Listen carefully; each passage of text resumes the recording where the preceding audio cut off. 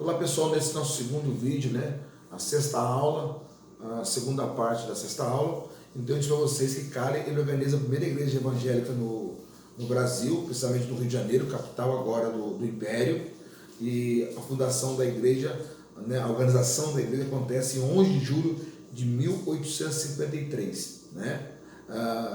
Essa igreja evangélica ela teve o nome depois, já em 1863, já em setembro, né? Em julho de 58, ele organiza a igreja evangélica e depois dá o nome a ela já em setembro de 1863 de igreja evangélica fluminense, né? Essa foi a primeira igreja protestante de missão no Brasil, a primeira, tá? Em 1863, organizada em 58, porém denominada em 1863, tá? No mesmo caminhar vem o Sarto, chegou no Brasil já em 1859, então você vê que o Cali ele organiza a igreja em 58, o Sarto não chegou no Brasil ainda. Sarto chegou no Brasil em janeiro no Brasil em 1859.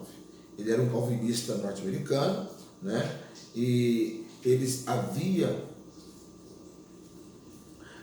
vindo de lá e o tempo muito curto que ele passou no Brasil, porque ele veio falecer com a esposa, né, de doenças, problemas das enfermidades tropicais no Brasil, abate muito eles. Então, ele só desde a sua chegada, 8 anos depois, ele falece, tá? Então, mas ele produziu, o legado de Sarto é muito extenso, muito grande no Brasil. Então, ele lança as bases do presbiterianismo do Brasil, já na sua chegada, né, fundando a primeira igreja presbiteriana em 1862. Olha como é que ele trabalhou. Em 59 ele chega ao Brasil e em 62 ele funda a primeira igreja presbiteriana, em 14 de janeiro de 1862. Você verifica que, professor, mas ele ficou 2 anos depois que ele chegou, que ele fundou a igreja. Sim, mas ele chegou 2 anos num ambiente hostil, num ambiente fechado, num ambiente católico, de perseguição, de proibições.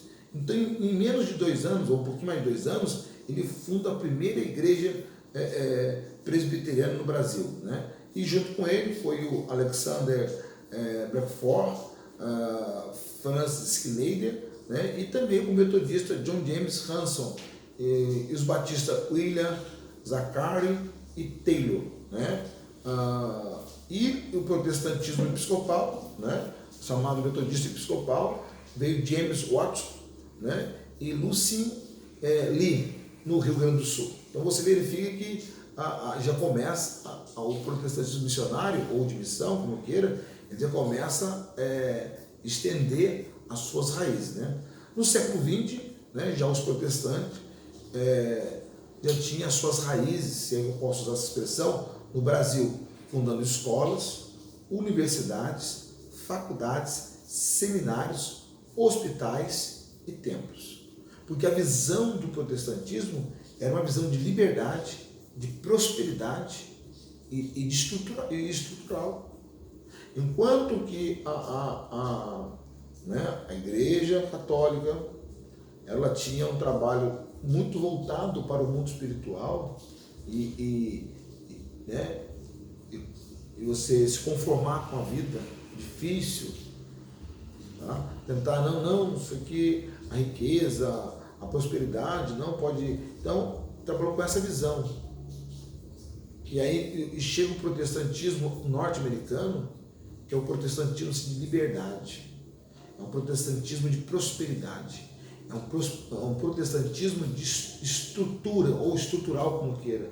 Então, eles já chegam fundando escolas, fundando hospitais, já chegam fundando templos, né, fundando escola. E isso aguça as pessoas, aguçam.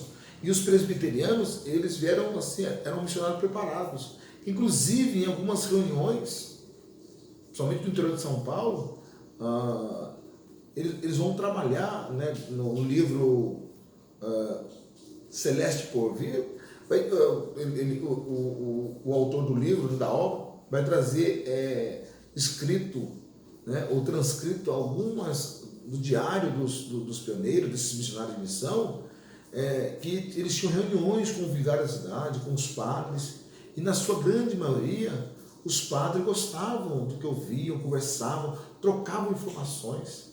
Né? A máxima desse encontro é que os padres sempre diziam que era uma pena que eles não eram católicos, e por sua vez os presbiterianos diziam que era uma pena deles não serem protestantes. Então era sempre uma brincadeira no final das conversas, no final das reuniões com os padres católicos, principalmente no interior de São Paulo. Então, já no século XX, os protestantes começam já lançar suas raízes e fortalecer. Por que fortalecer? Porque começa a construir estruturas.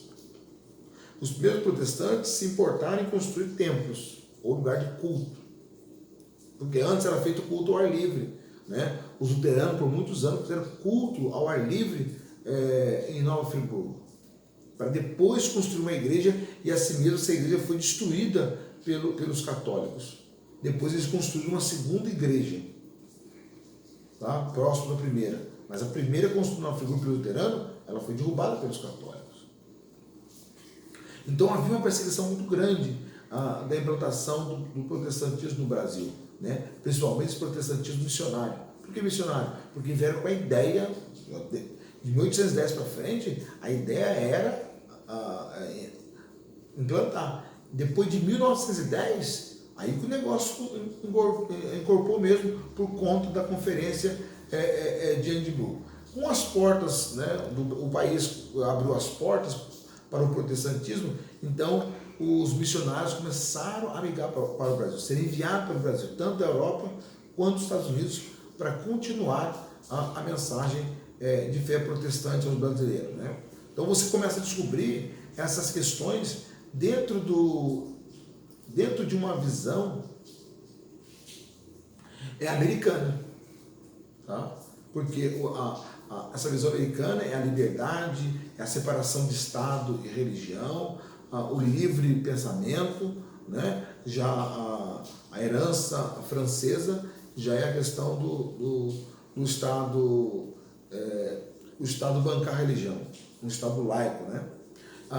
E você descobre então que essa inserção do protestantismo e de cultura no Brasil teve um erro do protestantismo. Por quê? Porque o protestantismo ele reprovou todas as culturas que eram apresentadas aí, todas.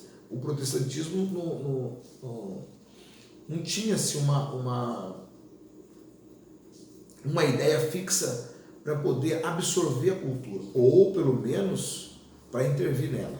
Não, eles rejeitaram ela do jeito que estava, eles condenaram. Então, essas duas etapas do protestantismo do Brasil, ou seja, o de imigração, né, para a colônia no sul do país, e o de missão, missionários que chegam com o intuito de evangelizar, né? Então, essas duas vertentes, elas têm ideias diferentes. Né? A primeira, há uma prática ética, né? Sem intenção de integração com a cultura, sem intenção de mobilizar ou de dominar o país, mas apenas pastorear aqueles irmãos que professavam a fé lá no velho mundo e vieram para o Brasil tentar a vida. Então, as igrejas matrizes enviavam os pastores para cuidar dessas famílias. Né? Então, ou seja, apenas preservar a cultura do país de origem, a sua fé, a sua doutrina, enfim. Mas o segundo protestantismo, que é o chamado protestantismo de missão, ele então emprega de uma forma forte a pregação no Brasil. Vamos para o terceiro vídeo aula.